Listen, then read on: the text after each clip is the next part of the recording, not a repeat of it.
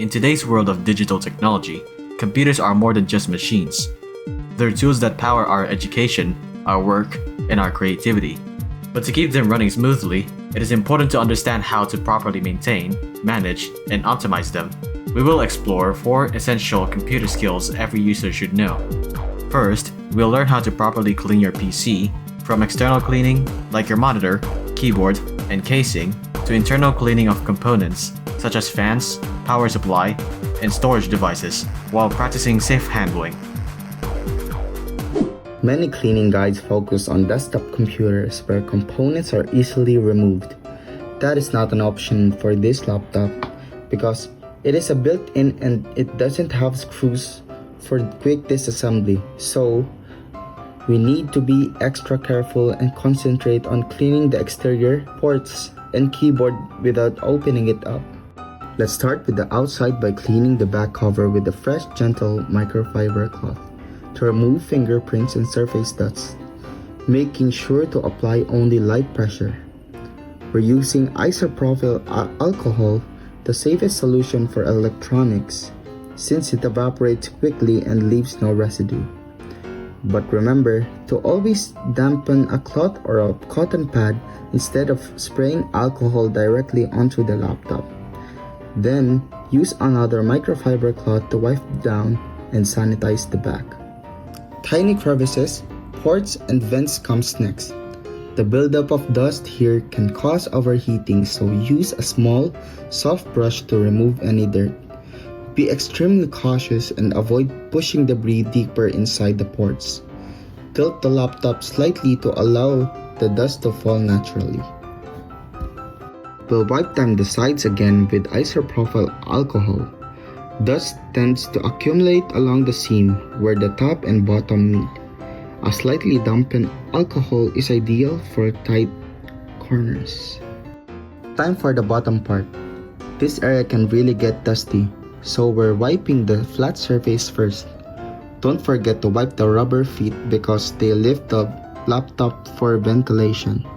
So keep them clean so they grip properly. We'll use a soft brush again to clear the main ventilation grates. Let's open it up. The keyboard and palm rest are usually the dirtiest spots. Using a cotton pad lightly damped with isopropyl alcohol, we will clean each key and surrounding areas. It may take time, but this step is essential for keeping your laptop hygienic. We'll also wipe down the palm rest and trackpad to remove built-up oils and grime. For the space between the keys, a small brush or a thin folded cloth work best to sweep away dust and crumbs. If you have compressed air, then that's better. Just remember to use it carefully and in short bursts. And now, this is the most sensitive component, the screen. We'll use isopropyl alcohol with a small amount of water. Don't use straight alcohol and clean. Lint-free cloth to avoid scratches and particles being pushed around. Most importantly, wipe gently in one direction rather than circles.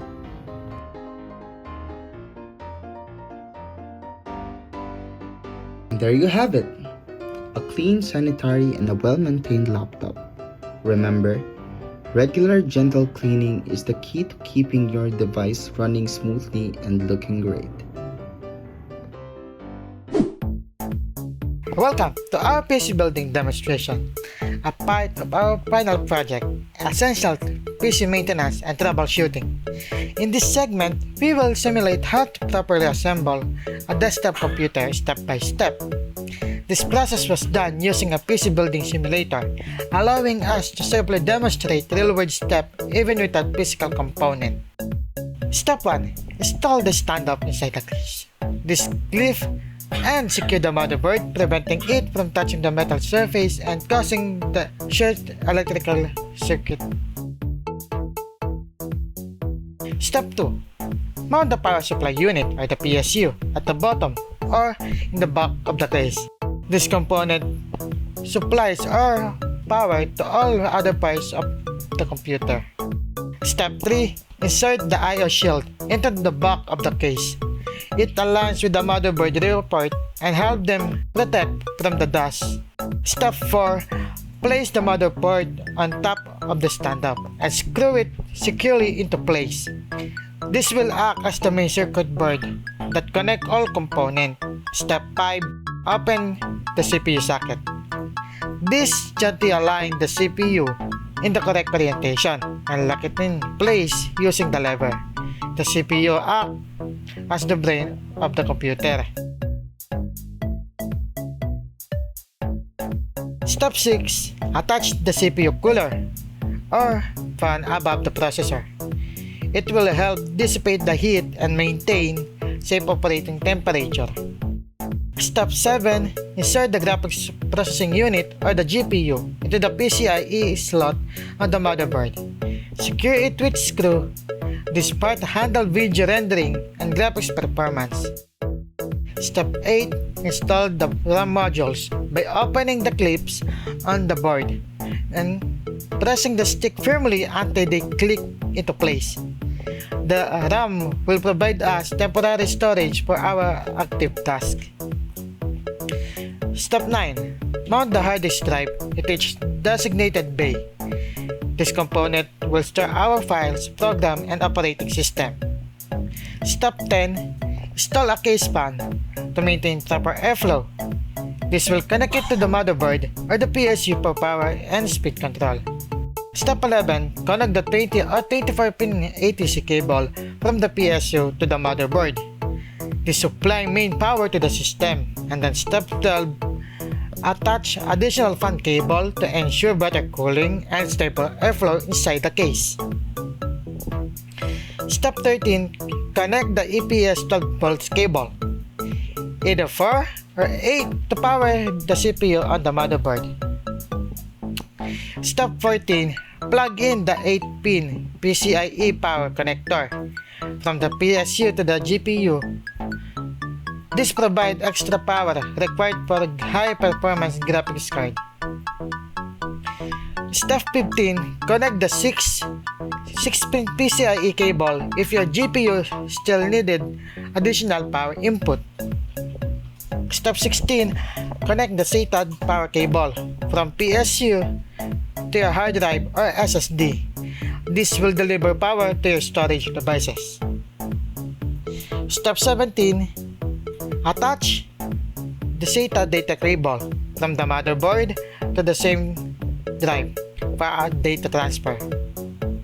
And then finally, double check all your screws, and once everything is secured, close and power on the system.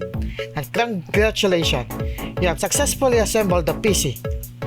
This concludes our PC building simulation. Through this process, we demonstrate each component, role, and proper installation order, preparing us for the actual hand-on assembly in the future. Now, I will show you how to perform a reset on your PC. To start off, find and open Settings. Then click on System and scroll down until you find Recovery. From there, you should be able to see Reset this PC.